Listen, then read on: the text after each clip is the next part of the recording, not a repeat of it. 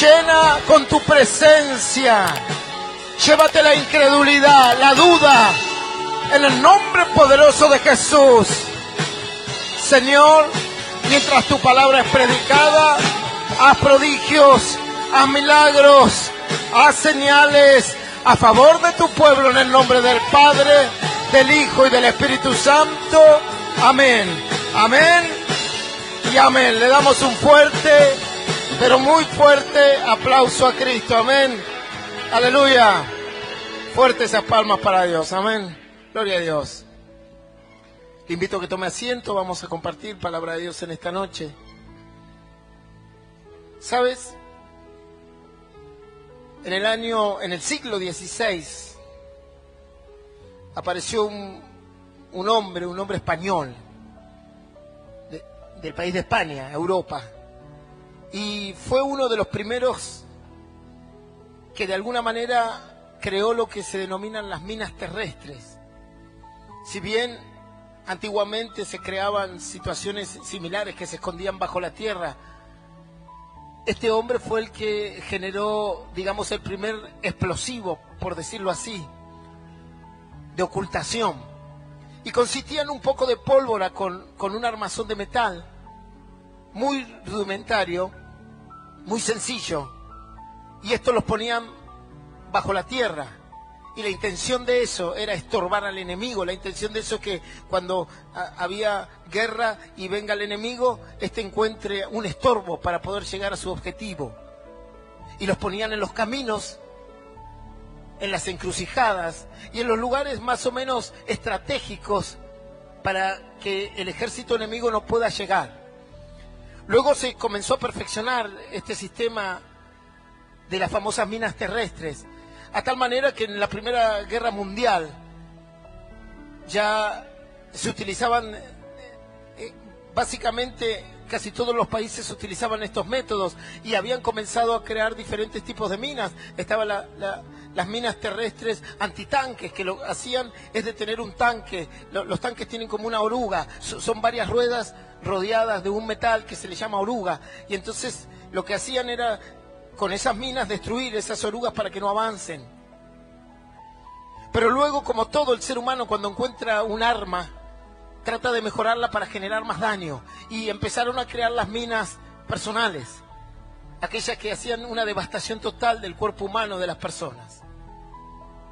Fue tanto el daño que se generó con esto y el estorbo que se generó con esto, que las Naciones Unidas están tratando de alguna manera de que no se utilicen más en la guerra,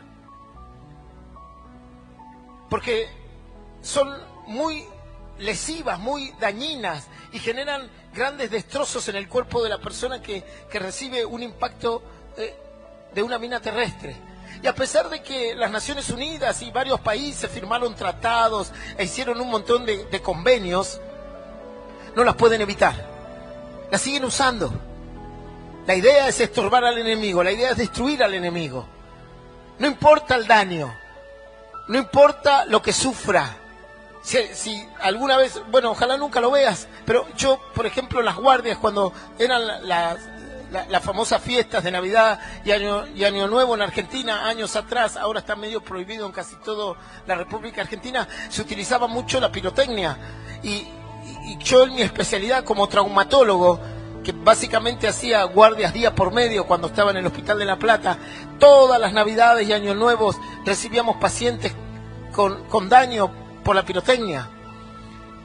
Y yo he visto pequeños petardos chiquititos, pero muy chiquititos, que le explotan en la mano y le abren la mano como si fuese una flor. No son cortes lineales como un cuchillo, no son orificios de bala que son orificios simétricos, redondeados, no, le abre la mano como un desgarro. Y a veces tú no sabes qué hacer con eso.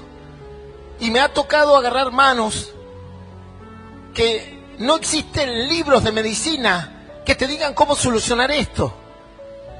Porque una cosa es suturar una herida lineal, ¿verdad? Y otra cosa es agarrar un brazo desmembrado. Y ahí uno tiene que hacer algo como bien se dice, artesanal. Y uno dice, bueno, vamos a tratar de salvar esto, salvar este colgajo, salvar este músculo, dependiendo cómo esté la función. Normalmente las secuelas eran terribles, gravísimas, no podían mover más los dedos, no había manera de solucionar. Era como meter la mano en una picadora. Así. ¿Qué solución puede haber?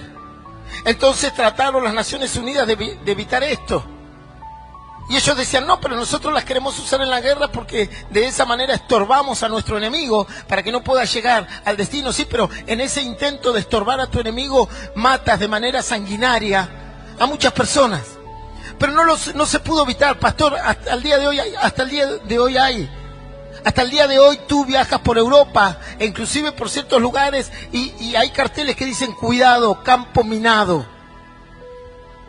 Tenga cuidado por donde camina, porque aquí puede pisar algo y sabe Dios lo que va a pasar. Aquí hace años atrás, muchos años atrás, cuando yo era chico, el ejército solía hacer prácticas bélicas en lo que se llama Río Chico. Ahora ya no hacen ahí. Y nosotros con mi hermano nos escapábamos y unos amigos para ir a buscar casquetes de municiones. Es más, yo en mi casa tengo una espoleta de mortero. O sea, no tengo la punta explosiva, pero sí tengo el resto que le sigue, que es un conducto cilíndrico longitudinal con alitas. ¿Sí? Y lo tengo ahí de recuerdo. Pero así hay personas que han encontrado granadas o minas, esto como le llaman terrestre. Pedro Navarro se llama el hombre que creó esto, el español. Claro, ahora él está muerto. Pero los seres humanos hicieron una intensificación de esto. Y lo fueron mejorando. De tal manera que dijeron, bueno, no podemos evitar el estorbo de esto. No podemos evitarlo, así que vamos a tener que crear tecnología para detectarlo. Porque si no, genera gran daño. Y entonces empezaron a crear diferentes tipos de tecnología. Lo primero que aparece es el detector de metales. E iban los soldados con ese detector. Pero a medida que mejoraban estas minas terrestres, algunas las hacían sin metal, para que no la pueda detectar el detector de metales y producir daño. Entonces los ejércitos y las naciones tuvieron que crear un sinfín de estrategias y un sinfín de armamento tecnológico para poder contrarrestar las minas terrestres. Hasta el punto que ahora hay drones con cámaras infrarrojas, con cámaras para la acústica de la tierra, hay GPS de tierra, y ahora están utilizando la inteligencia artificial para poder detectar esto, porque es un gran estorbo para los ejércitos. Y cuando tienen que avanzar a un lugar no saben qué es lo que le va a ocurrir. Y en las guerrillas que ocurren en el oriente es constante el tipo de mina casera para destruir. En definitiva, son elementos de guerra que generan un gran estorbo y un gran daño y le quitan la vida a muchas personas. En el mundo de la fe existe algo similar. Y en el mundo de la fe también está el estorbo. También está creada la situación para que tú no puedas llegar a tu destino. Un ejército quiere ir a conquistar una ciudad, una capital, un lugar, punto. Quiere una tierra que considera que le pertenece. Nosotros también tenemos algo que nos pertenece. Nos pertenece el reino de los cielos. Nos pertenece la tierra prometida. Nos pertenece llegar a la salvación. Nos pertenece entrar al paraíso, al cielo. Ese es nuestro destino. Y tenemos un camino. Y la Biblia lo es muy claro. Jesucristo es el camino, la verdad y la vida. Nadie llega al Padre si no es por Él. No hay otro camino. Ah, no, pastor, pero yo voy por la vuelta. No hay otro camino. En la Biblia, el único camino es Jesús. Es el único que murió en la cruz por ti y derramó su sangre siendo inocente y obtuvo la victoria sobre el pecado y la muerte. Él es nuestro camino. Ahora, en el camino de Cristo vamos a tener estorbos. Ayer hablamos de los espinos, hoy vamos a hablar de los estorbos. Van a aparecer estorbos en nuestra vida y los vamos a tener que detectar, porque ese estorbo puede ser un daño muy grande. Porque ese estorbo puede directamente eliminar tu camino hacia la tierra prometida, hacia la fe. Dice que el pueblo de Israel cuando salió de Egipto tenía un plan. Y el plan era llegar a la tierra prometida. Y tenían que cruzar no menos que el Mar Rojo cruzar el desierto de Sinaí para luego cruzar un río llamado Jordán y obtener la tierra prometida. Eso era tiempo, eso era esfuerzo, eso era un camino a seguir, como nuestra vida, ¿verdad? Tenemos que nacer, tenemos que reproducirnos o no, tenemos que desarrollarnos, eso sin lugar a duda, tenemos que vivir esta vida, tenemos que cuidarnos en esta vida, y allí adelante nos espera no un arroyo, sino la línea de la muerte, y de ahí pasar al reino de los cielos. Y ese es el camino de los mortales, y ninguno tiene otro camino diferente. Ninguno aquí es eterno, ninguno tiene otra fisiología y anatomía más que llegar a la línea final, que la hace el electrocardiograma cuando hace tit y listo, se terminó, no hay más latido, y de ahí a la presencia de Dios, para que Dios te juzgue, a fin de que te quedes con Él, o a un lugar de tormento según tus conductas, según tu fe, según tu vida. Nosotros tenemos un camino, y en el camino el enemigo va a poner estorbos. Y ahora vamos a ver los estorbos. Dice la Biblia que el pueblo de Israel salió y en el camino tuvieron un montón de estorbos. Ejércitos que vinieron a atacarlos por la retaguardia. Situaciones en donde su fe fue debilitada a causa de la incredulidad. Y les voy a enumerar algunas cuestiones. Ni bien ellos salen, tienen un gran estorbo, que es que un ejército los viene a perseguir. Luego que cruzan el Mar Rojo, tienen otros grandes estorbos, porque aparece la incredulidad, porque tenían hambre y sed y no sabían de dónde sacar comida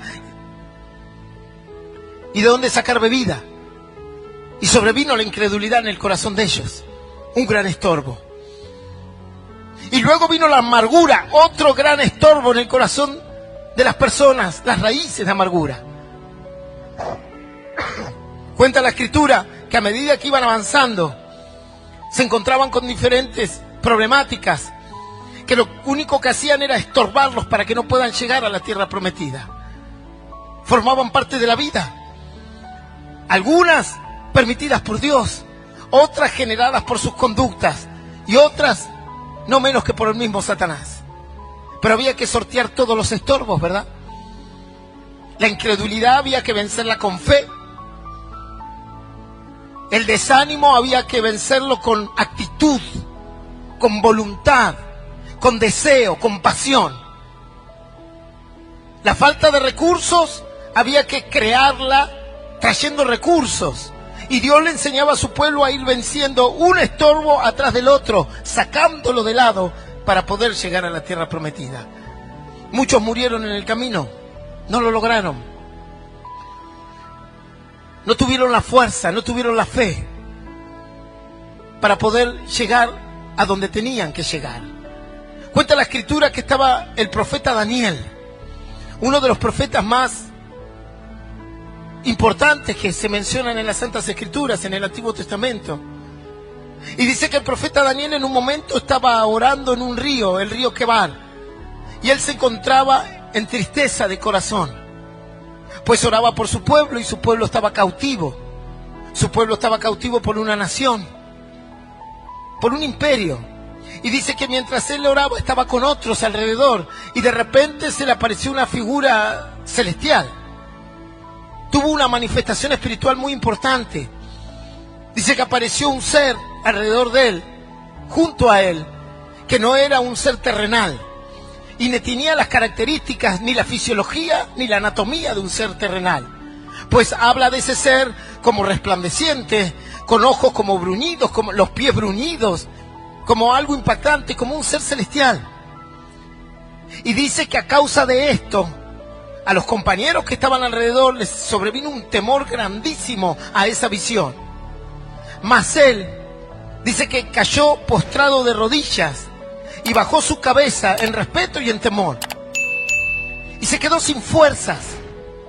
Lo atemorizó la visión, pues él entendía que no era algo de esta tierra. ¿Verdad? ¿Verdad que cuando pasan cosas que no entendemos, la gente se asusta? La gente le tiene miedo a esas cosas. Cuando la gente escucha ruidos en la noche o dice, vi una sombra y pasan cosas así, la gente se aterra. Aún los más valientes, Aún los más valientes. Ve un día a pararte ahí frente al cementerio, a ver por dónde va la gente. Y todos van por la cuadra por las dudas, pastor. Todos van por la otra cuadra. No vaya a ser. Yo trabajé haciendo autopsias, hacíamos las autopsias en los cementerios. Y a veces los policías salían llorando, policías con armas, con la 9 milímetros, diciendo no quiero trabajar más aquí, porque a la noche escucho ruidos, a la noche pasan cosas. Y a veces entra gente que excava las tumbas para robar cosas.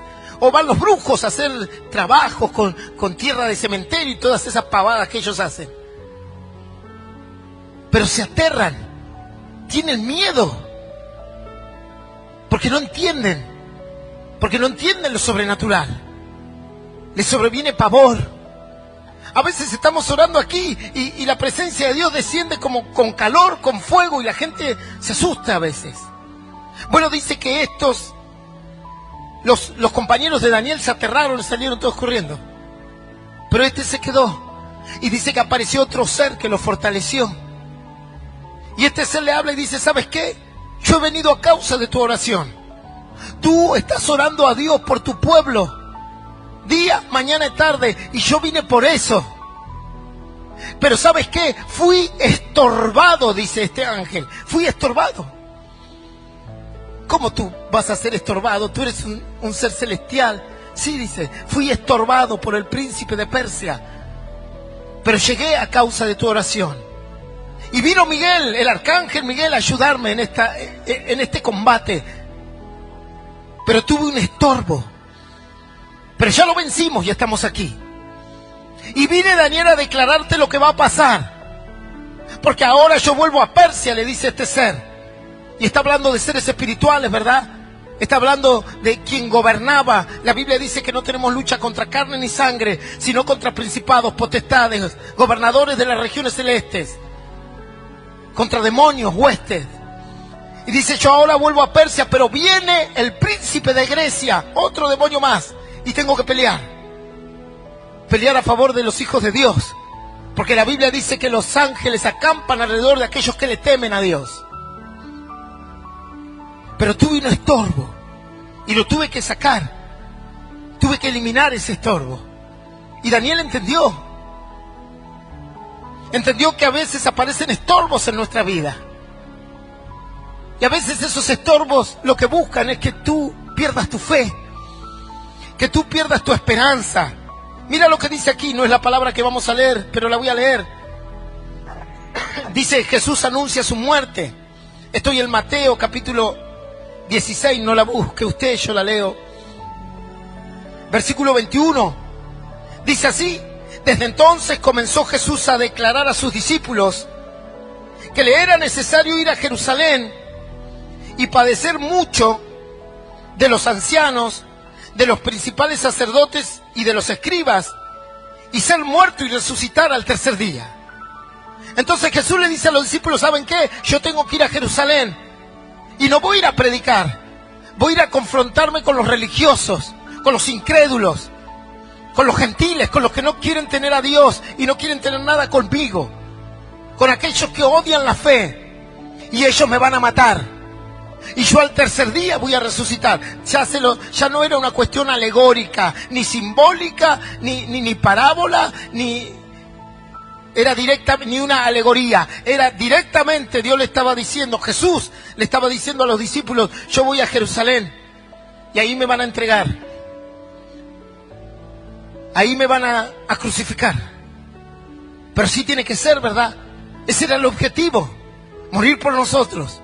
Morir por nuestros pecados, por nuestras transgresiones, por nuestras abominaciones, por nuestras maldades, a fin de hoy encontrar el perdón a través de Él. Dice así, versículo 22. Entonces Pedro, tomándolo aparte, comenzó a reconvenirle, diciendo, Señor, ten compasión de ti, en ninguna manera esto te acontezca. Vino Pedro con todo su buen corazón y dijo, no, tú no mereces ir a la cruz. Claro que no lo merecía. Tú eres un buen hombre. Tú no puedes ir a la cruz. Porque si tú vas a la cruz y tú eres justo, a la cruz tienen que ir los injustos. A la cruz tienen que ir los pecadores, los malos, pastor. Ahí ellos no Jesús. Mira lo que le dice Jesús. Pero él, volviéndose, dijo a Pedro: quítate de delante de mí, Satanás. Me eres estorbo, me eres tropiezo, porque no pones las miras en las cosas de Dios, sino en la de los hombres. Imagínate la cara de Pedro. Dijo: eres un estorbo, eres un tropiezo para mí ahora. Pero si yo estoy abrogando para que tú no vayas a la cruz. Pero Jesús vio que la idea de Pedro era un estorbo, era un tropiezo para el objetivo que él tenía. Si Jesús no iba a la cruz, ninguno de los que estamos hoy aquí íbamos a alcanzar la salvación. No existiría esta Biblia que tenemos hoy. No existiría esta iglesia. No habría hermanos, ni hermanas, ni pastores, ni nada. Pues hubiese sido un fracaso. Y hubiese ganado el pecado y la muerte. Pedro no se dio cuenta. Simplemente fue un instrumento del momento. Fue una pasión humana. Fue un deseo de su corazón. Quizás ni con maldad lo hizo. Pero detrás de eso no estaba no menos que Satanás. Cuando el Señor le dijo: apártate de mí, Satanás, no se lo dijo a Pedro, sino al pensamiento que él albergó en su mente. Y a veces los tropiezos vienen así, son pensamientos, son ideas. Y a veces viene el pensamiento del adulterio, a veces viene el pensamiento del pecado, a veces viene el pensamiento de la incredulidad, simplemente una idea. A veces viene la amargura y dice: bueno, ya se me va a pasar, una idea, el desánimo, bueno, ya se me va a pasar, una idea. Y detrás de esa idea no está menos que el mismo Satanás. Imagínate la cara de Pedro, ¿verdad? Debe haber quedado perplejo, atónito, diciendo: ¿qué me estás diciendo, Señor? Claro, a ti no es esa tu idea. Apártate de mí, Satanás, me eres tropiezo, me eres un estorbo. Yo tengo que ir a Jerusalén y tengo que padecer. Y de eso quiero hablarte hoy, de los estorbos, de aquello que nos frena la fe. Y abre tu Biblia, libro de Gálatas, capítulo 5, versículo 7. Vamos a leer solo un versículo nomás.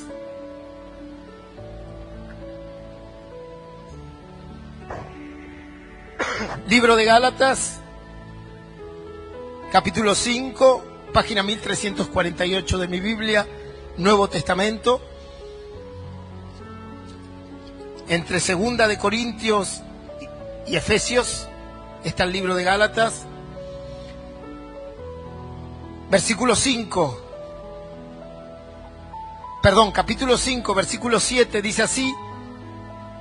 Leemos esta palabra en el nombre del Padre, del Hijo y del Espíritu Santo. Dice así: vosotros corríais bien. ¿Quién nos estorbó para no obedecer a la verdad? Vuelvo a leer: vosotros corríais bien. ¿Quién nos estorbó para no obedecer a la verdad? Esto es palabra de Dios y la recibimos con un fuerte aplauso a Cristo. Amén. Aleluya. Dice que los Gálatas habían sido predicados por el apóstol Pablo. El apóstol Pablo les había enseñado la doctrina correcta y les había mostrado cómo servir y cómo buscar a Dios de todo corazón. Y dice que los Gálatas iban creciendo en fe, iban creciendo en esperanza, iban creciendo en conocimiento de la verdad y unidos como iglesia. Gálatas es una localidad, Galicia, era un lugar donde había una iglesia ya creada por los discípulos. En este caso la estaba presidiendo el apóstol Pablo. Y él les había dado los rudimentos necesarios y luego la información necesaria para crecer en la fe. Pero en algún momento, estos hombres y mujeres de esta iglesia, de este lugar, dice que corrían bien, que corrían con fe, con esperanza, que la palabra de Dios era el centro de su vida. Pero en un momento comenzaron a desviarse, comenzaron a irse del plan. Y dice que Pablo dice: vosotros corríais bien. ¿Quién os estorbó para no obedecer a la verdad? ¿Quién los desvió? ¿Quién los sacó del camino? ¿Quién te quitó del camino de la fe? ¿Quién te quitó del camino de la esperanza? Porque corrías bien, porque venían con fe, porque buscaban a Dios con todo el corazón, porque abandonaban el pecado, porque buscaban santificarse y separarse y apartarse para Dios. Pero luego dice que empezaron a entrar como otras doctrinas, como otros consejos, y empezó a entrar la religión, y querían que los hermanos de Gálatas sean como los judíos, así, con todas sus tradiciones y sus fiestas y su circuncisión y todo. Y dice el apóstol Pablo, ¿quién los estorbó? ¿Quién los quitó de la verdad? Porque dice la Biblia que el diablo anda como león rugiente buscando a quien devorar. Y ese será tu corazón. Quiere quitarte de la fe y de la esperanza. Pondrá estorbo tras estorbo. Cuando Jesús comenzó su ministerio, Satanás le puso un estorbo atrás del otro. Dice que fue llevado por el Espíritu al desierto y el diablo empezó a tentarlo, a ponerle trabas, tropiezos. Y le dijo, tienes hambre, ¿verdad? Porque llevas 40 días de ayuno, sin comer y sin beber. Bueno, convierte las piedras en pan porque tú tienes el poder para hacer eso. Y comenzaron los estorbos. Pero Jesús tenía claro su plan. Y tenía una visión muy perfecta de lo que tenía que hacer. Y le contestó a Satanás, no solo de pan vivirá el hombre. Claro que puedo convertir la piedra en pan si quisiese. Pero no solo vivo de eso, sino de la voluntad de mi Padre. Luego dice que lo llevó a un pináculo muy alto. Allí, como si fuese a una terraza. Y le dijo, tírate. Muéstrame el poder que Dios tiene sobre ti. Tírate. Pues la Biblia dice que en el libro de Salmos, Dios mandará a sus ángeles sobre ti para que tu pie no dé en tropiezo. Y Jesús se dio cuenta que Satanás lo quería estorbar. Que realmente lo que estaba buscando era sacarlo del foco del plan. Y dice que el Señor le dijo muy claro y le rebatió con la misma palabra: no tentarás al Señor tu Dios. No voy a buscar una tentación. Así a mí me pasó una vez una situación similar. Estaba en una farmacia. Era la época del COVID y fui a buscar unos antiinflamatorios, algo para tomar. Muchos de los hermanos nos habíamos contagiado, estábamos en una situación delicada. Orábamos a Dios por sanidad, pero también hacíamos lo que había que hacer, ¿verdad? Porque algunos son un poco místicos y dicen, ay pastor, si usted es pastor y está cerca de Dios, ore. Y claro, con ese criterio entonces dejo la puerta del auto abierta, dejo la puerta de mi casa abierta y el gas prendido también, para que venga un ángel y lo cierre, ¿verdad? Claro, si tú tienes fe, deja tu billetera aquí abierta. Vete a tu casa y ven mañana. Ni los documentos vas a encontrar. ¿Entiendes? Hay cuestiones que son de la vida y Dios nos enseña a cuidarnos. Porque tú tengas fe, no saldrás desnudo aquí afuera, ¿no? Porque si no, cuando vengan los 20 grados bajo cero, bueno, sal desnudo afuera con 20 grados bajo cero. Y vas a quedar duro como bigote de ratón y de ahí a terapia. No vas a hacer una cosa así, ¿verdad? No, pastor, hace frío, nos tenemos que abrigar y cuidar. Hay que cuidar el templo del Espíritu, claro, exactamente. Bueno, yo estaba ahí en la cola de la farmacia, buscando un antiinflamatorio, y se acercó un hombre que un par de veces vino a la iglesia, nada más. Me dice, pastor, ¿qué hace usted aquí? Como cualquier mortal. Cuando hay humedad a veces me duele la rodilla, como cualquier mortal. A partir de los 50 empiezan esas cosas. Digo, también me voy a morir. Y él me miraba como diciendo, no, pero ¿por qué no ora a Dios que lo sane? Y él estaba conmigo en la cola, muy cara dura. Y le dije exactamente lo mismo. ¿Sabes qué, hermano? No vengas a ponerme estorbo a mi fe. A ver, si tú tienes tanta fe, le digo, subite al techo de la farmacia, orá a Dios y tirate de cabeza para que un ángel te ataje. Y ahí me quedó mirando el hermano y dijo, discúlpeme, pastor, usted tiene razón. Fui un poco atrevido lo que dije. No, no fuiste atrevido. Le digo, es que no tenés conocimiento. Digo, vos pensás que a Jesús no se lo hicieron. Yo conozco una mujer, no aquí, en otra ciudad, que iba por todas las casas de las personas que tenían cáncer y le decía, diablo, sal de esa persona y ponme el cáncer a mí, que yo tengo fe. Y que sea libre esa persona. Murió de cáncer. ¿Tú crees que puedes jugar con el diablo? ¿Tú crees que puedes agarrar los estorbos del diablo y pararte frente a él, un ser angelical, un querubín protector, como dice la Biblia, descarriado, lleno de maldad, el primer homicida, y jugar a ver quién es más valiente? La Biblia dice que nosotros hemos vencido al diablo en el nombre de Jesús. La Biblia dice, someteos a Dios, resistid al diablo y huirá de vosotros.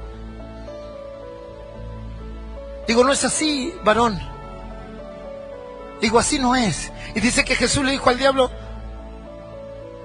no voy a tentar a mi Padre. Yo sé lo que Él puede hacer.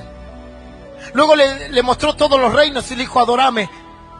Mira, aquí tenés los placeres de la tierra, todo lo que en el mundo podés disfrutar y gozar. Pero lo único que te pido es que te arrodilles ante mí. Y Jesús le dijo, escrito está, solo a Dios adorarás y servirás, no a otro. Y Jesús comenzó a vencer los estorbos que Satanás le puso en el camino.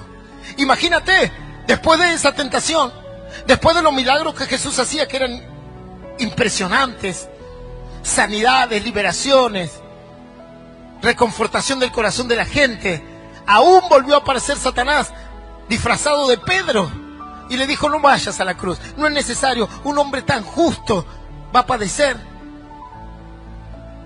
un hombre tan perfecto como tú tendrá que ir a la cruz. Pero Jesús tenía claro que todos los estorbos tenía que sacarlos de su camino, porque tenía que cumplir la voluntad de Dios. Dios tiene un plan para con tu vida. Dios tiene una voluntad específica para ti, una voluntad colectiva para todos, y la voluntad colectiva es que seamos salvos y es que entremos al reino de los cielos. Pero esa salvación que es gratuita y condicionada, y esa entrada a los cielos que es gratuita pero condicionada a nuestra conducta, a nuestras obras, tenemos que cuidarla. Y el diablo pondrá estorbos y a veces usará al que menos tú te imagines. Imagínate, lo usó a Pedro. Pedro era uno de los discípulos más destacados de Jesús. En la Biblia, cuando tú lees el libro de Juan, Mateo, Lucas y Marcos, la mayoría de las situaciones, no sé si decir la palabra sobresaliente, pero la mayoría de las situaciones, así como importantes de Jesús, al lado de Jesús estaba Pedro, estaba Juan y Jacobo. Cuando Jesús camina sobre el mar, ¿quién es el que se tira a buscar a Jesús y camina junto con Jesús en el mar, aunque luego después se hunde? Pedro, pastor. Cuando Jesús decide hacer la transfiguración en un monte, que cambia su rostro y se aparece al lado de él Elías y Moisés, ¿quién estaba ahí? Pedro, pastor, con Juan y Jacobo. Cuando Jesús va caminando por Samaria y quieren quemar todos los discípulos, ¿quién estaba ahí? Juan y Jacobo. Ahí estaba Pedro. En los puntos más críticos de la Escritura, ahí estaba Pedro. Y el mismo Pedro fue el que Satanás usó como un estorbo. A veces el diablo utilizará al que tú más quieres, al que más aprecio le tienes, como un estorbo. Y tendrás que identificarlo y poder sacar ese estorbo para avanzar en la fe. Cuando yo me convertí a Cristo y lo empecé a buscar, los seres más amados de esta tierra que yo tenía hasta ese momento, venían y me decían, mirá, te queremos un montón. Y yo sabía que me querían un montón, pero no te conviene ir tanto a la iglesia. Es como que te van a volver loco ahí. Así me decía. Está bien que vayas un poquito, andar un ratito, pero no te metas mucho, porque la gente que se mete mucho en la iglesia queda como, así me decía, como con problemas. Y yo tenía claro que eran estorbos, no ellos, eran mis seres queridos. Hoy están todos en la fe. Los amo con todo el corazón, me aman con todo su corazón, pero eran estorbos sus palabras. Pues no, el diablo sabía lo que Dios tenía por delante. Y a veces el trabajo es un estorbo. Y a veces las situaciones problemáticas son un estorbo. A veces la falta de ánimo y la amargura es un estorbo para que te puedas encontrar con Dios. El enojo, la ira, sale lleno de ira. Quieres arrodillarte a orar con Dios y no puedes. No puedes llegar a su presencia. Hay estorbos, hay cosas que te lo impiden. Dice la Biblia que Jacob iba de su casa a otra casa de una parentela en el medio del desierto, y en un momento pasa por un lugar llamado Betel y se queda dormido. Y dice que cuando él se queda dormido, sueña una escalera larga que va al cielo, cientos de miles de peldaños. Pero la escalera estaba limpia. En la escalera no había estorbos, había solo ángeles en el final y el trono de Dios. Y Dios diciéndole, así tendrás que llegar, con tu camino limpio, peldaño por peldaño. El peldaño representa un espacio y un tiempo. Llegarás al reino de los cielos caminando esta vida. Cada día que vivas es un peldaño. Y tendrás que sacar los estorbos que se metan ahí para poder llegar a la presencia de Dios. A veces yo salgo de aquí re bendecido y digo, bueno, ¿qué son? Las 11, me acuesto a las 12 re bendecido, y en esa hora mis hijos se encargan que se vaya toda la bendición. Tremendo. Salgo de aquí y le digo a mi señora, qué reunión, qué bueno, vamos a comer y nos vamos a dormir, y nos llevamos el día de la bendición. Y el diablo los agarra a estos dos. Vio cómo son los niños. Y empieza. Y yo digo, ahí está. Ya empezaron los estorbos. No son ellos los estorbos. Son las ideas, los pensamientos que llegan. Porque mi pelea no es contra mis hijos, ni contra carne ni sangre. Pero tenemos que saber identificarlos y correrlos de nuestro camino. A veces tú te preparas para venir a la iglesia y llega la visita, ¿viste? Justo. Hola, te vine a visitar. Y no viene a predicar, te viene a chusmear sobre el vecino, el otro, el de la esquina, el de allá. Y vos decís, y ahí está el compromiso de la amistad. Y Dios diciéndote, ven a mi casa, porque mejor es un día en mis atrios que 1000 fuera de ellos. Y ahí está la lucha. ¿Y qué hiciste? Y me quedé con el estorbo, pastor. Nos tomamos unos mates bárbaros. Hablamos de todo el mundo, solucionamos el mundo, cambiamos la tierra y nos fuimos a dormir. ¿Verdad? A veces el estorbo puede ser laboral. Y a veces el estorbo más importante es tu corazón. La ira, la queja, la bronca, la queja continua de todo. Me quejo por esto, pastor, la calefacción estaba muy alta. Pastor, la apagaron antes de tiempo. Pastor, las luces de los micrófonos me encandilaban. Toda una queja. Si tienes tantos estorbos, ¿cómo? Hay hermanos que son así. ¿Cómo llegarás al peldaño que sigue? Porque el Señor le mostró a Jacob muchos peldaños y le dijo, mirá, Jacob. Y Jacob dijo, uy, está alta la cosa. Bueno, pero para llegar a la presencia de Dios, tenés que ver esta escalera. ¿Por qué no le mostró una escalera mecánica, pastor, como las que hay en otros países o en Argentina? Te paras en el escaloncito y te llevan nomás. No, esta no era mecánica. Esta había que subirla. Y en el medio no había nada, porque el camino tiene que ser limpio. Esa escalera representa tu vida, el tiempo en esta tierra. Algunos tienen una escalera muy corta. Van a llegar rápido con Dios. Otros van a vivir muchos años y la escalera más larga. Pero allí arriba está el Señor. No sé cuántos peldaños tendrás. Y no sé cuántos peldaños te queden para llegar a Dios. Pero tienes que sacar todos los estorbos que haya en tu corazón. Ayer había que sacar los espinos, ahora hay que sacar los estorbos. Porque si no, no llegarás. El diablo te quitará. ¿Sabes cuál era la idea del estorbo? Dañar o desviar. Entonces cuando los soldados iban y decían, no, las minas dicen que aquí los desviaban del camino y les ponían las minas en tal lado que era a propósito, para que si tenían que tomar una ciudad que estaba en el norte, se tendrían que ir al oeste y de ahí al sur. Y los llevaban por el lado que ellos querían. Así hacía el diablo. Te pone un estorbo atrás del otro hasta que te saca del camino de Dios. Hasta que te saca de la presencia de Dios, hasta que te saca de la iglesia, hasta que te saca de tu lectura en la Biblia. Ahora lees cualquier cosa o no lees nada, peor de los casos, pero nunca la palabra de Dios. Te llenas de toda la información del mundo, pero no de la palabra de Dios.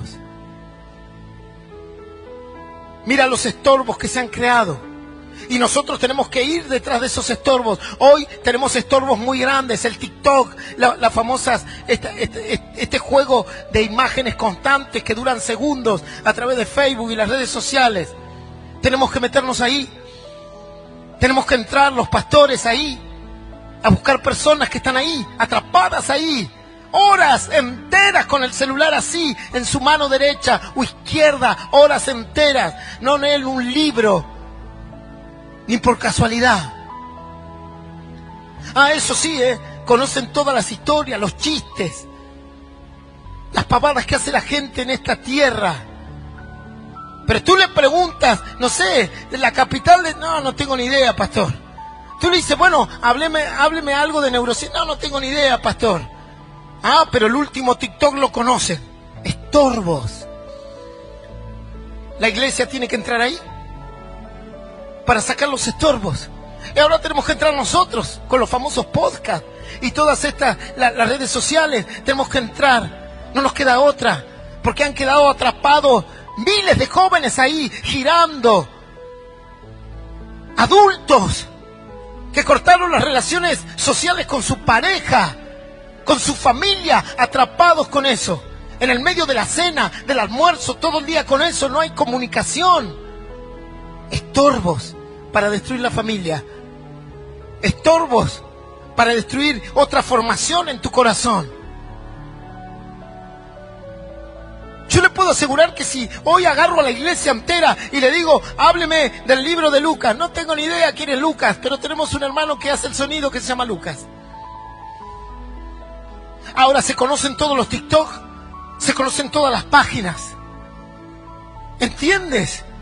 Los estorbos son sutiles, no se ven. Las minas eran terrestres, tú no las podías ver, eran indetectables. Así son los estorbos del diablo, para sacarte de la fe, para sacarte de la esperanza.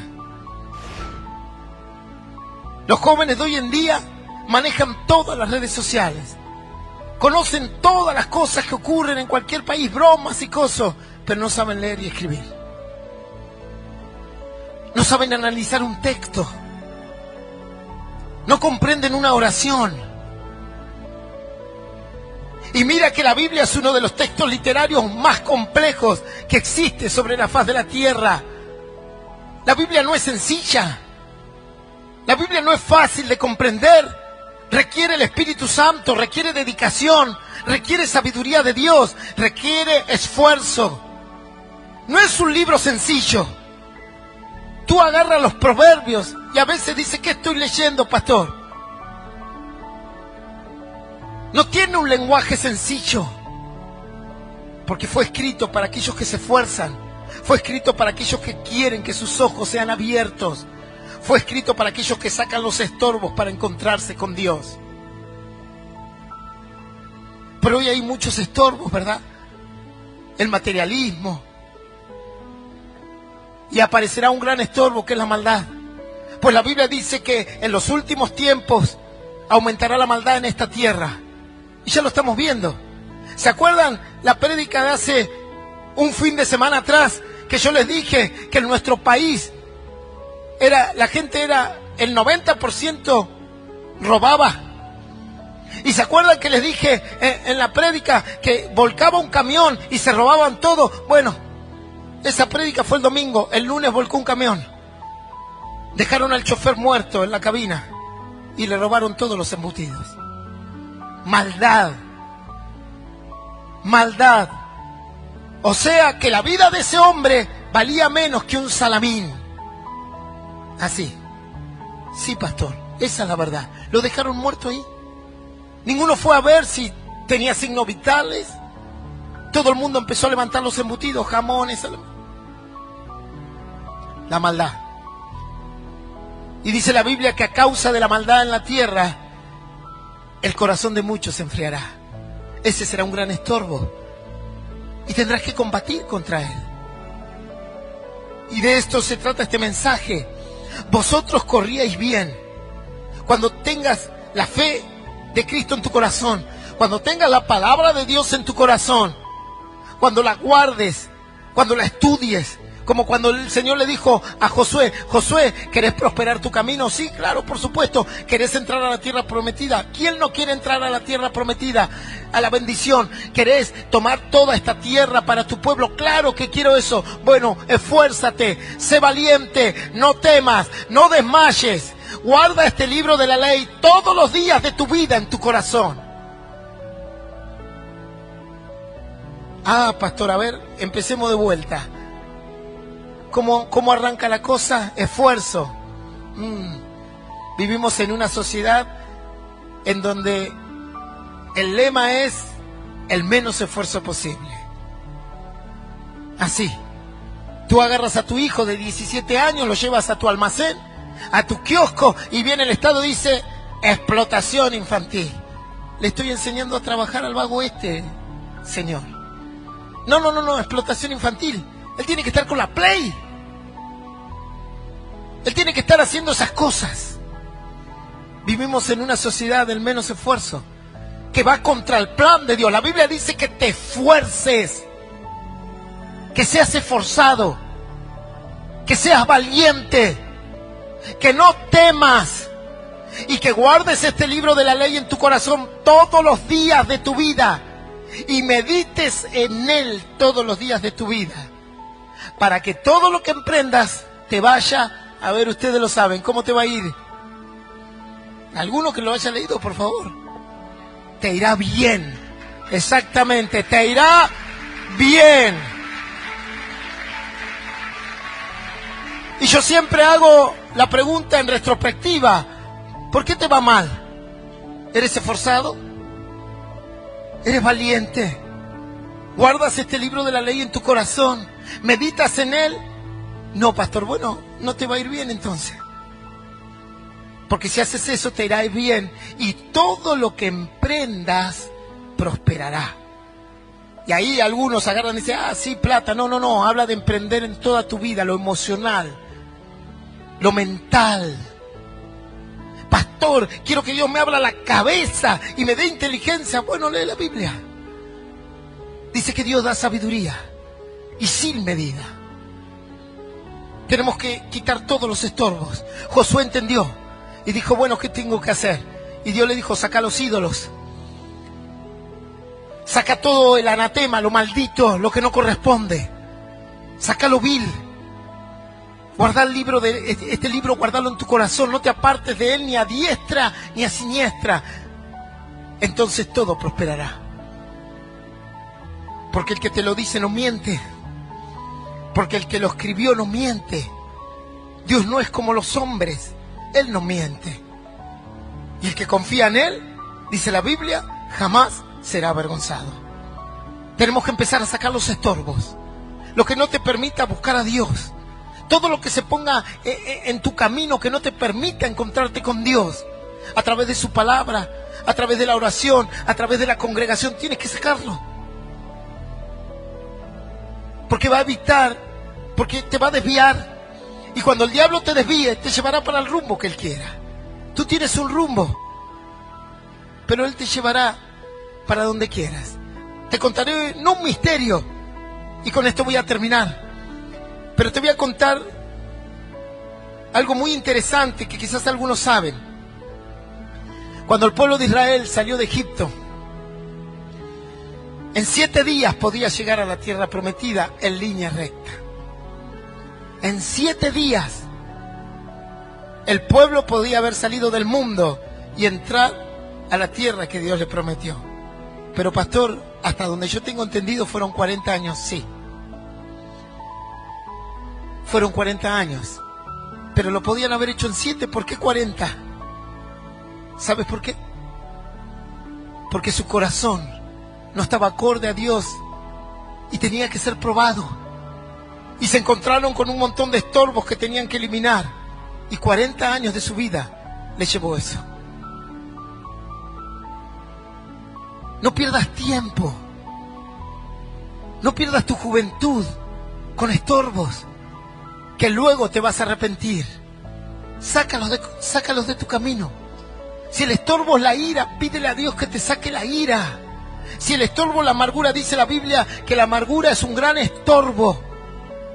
La raíz de amargura es un gran estorbo que no te va a permitir encontrarte con Dios. Una vez hablaba con una persona y dice, pastor, yo tenía un odio tan grande en mi corazón, que cuando quería arrodillarme a buscar a Dios, era imposible porque en mi mente venía deseos de homicidio, venían venganzas, tantas cosas que ni siquiera las iba a cumplir. Ni siquiera estaba la persona para que lo haga. Pero eso abundaba en mi corazón y un día me arrodillé y le dije, esto es como una... No era como una piedra en el camino, era como una cima en el camino, como una montaña en el camino.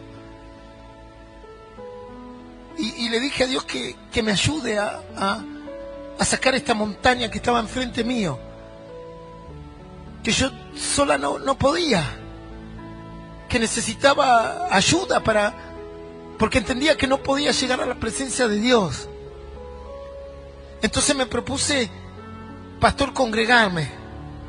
Y con dolor, con ira, con amargura, con un montón de cosas, y no fundadas por una cuestión de la mente, sino por situaciones de sufrimiento que viví realmente, que había vivido esta persona realmente. No es que estaba enloquecida, es que había sufrido mucho en esta vida.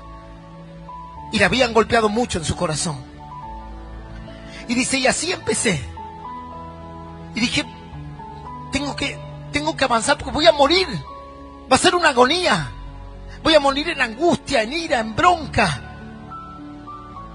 La vida me fue mala y la voy a terminar mal.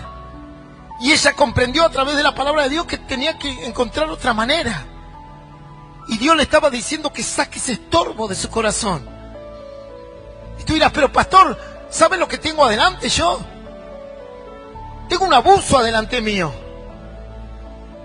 Tengo padres que me abandonaron adelante mío. Sí, grandes estorbos. Pero yo tengo la palabra de Dios. Y dice la Biblia que para Él nada es imposible. Y que si aún tu padre y tu madre te dejasen, con todo eso Él te va a sustentar. Tengo su palabra. Y me dice esta mujer, pastor, un día estaba orando y dice, yo no lo puedo explicar porque son experiencias personales. Le digo, no te preocupes, yo las he tenido también, cada uno las tiene. Y por eso se llaman experiencias personales, porque son de uno, no del otro. Y lo que uno vive no lo tiene por qué vivir el otro. Y quizás ni siquiera el otro lo viva. Y dice, pero yo estaba en mi pieza orando y de repente sentí como que me sacaban algo. Como que tenía un peso en el pecho, como, no sé, una pata de elefante que me oprimía y de repente eso salió. Era como un peso. No puedo explicarlo. Me sentí como más liviana.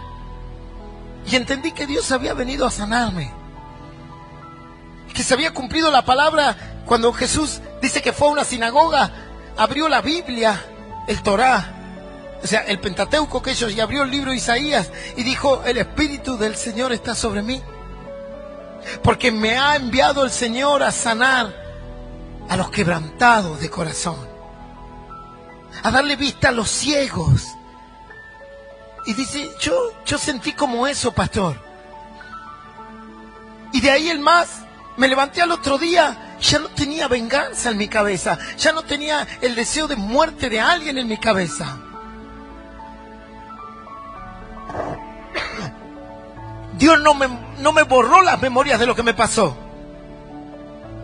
No es que me olvidé de la gente, como que me reseteó o me borró la memoria. No es que me olvidé de la gente que me hizo daño. No es que se me fueron de la cabeza. Y que ya es como que alguien me borró la memoria, me hicieron un electroshock y no me acordaba nada. No, me acordaba de todo.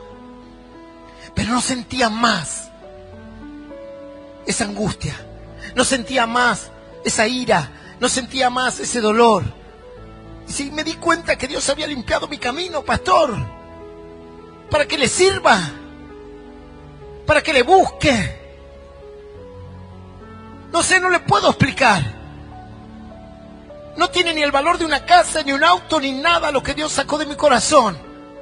Quizás usted piense que estoy loca. No, le digo, no estás loca.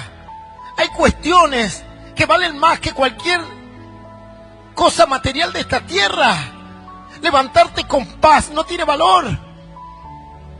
La gente busca la paz en las drogas, en los fármacos. No tiene valor. Son artículos de lujo que pocos pueden conseguir. Y Dios te dio uno de ellos. ¿Sabes qué? Hay gente que tiene 3 casas, 10 autos, negocios, dinero y no tiene paz. No siente perdón en su vida. Ni siquiera siente que hay un Dios, y cuando llegue la muerte se va a aterrar porque no va a saber qué hay del otro lado.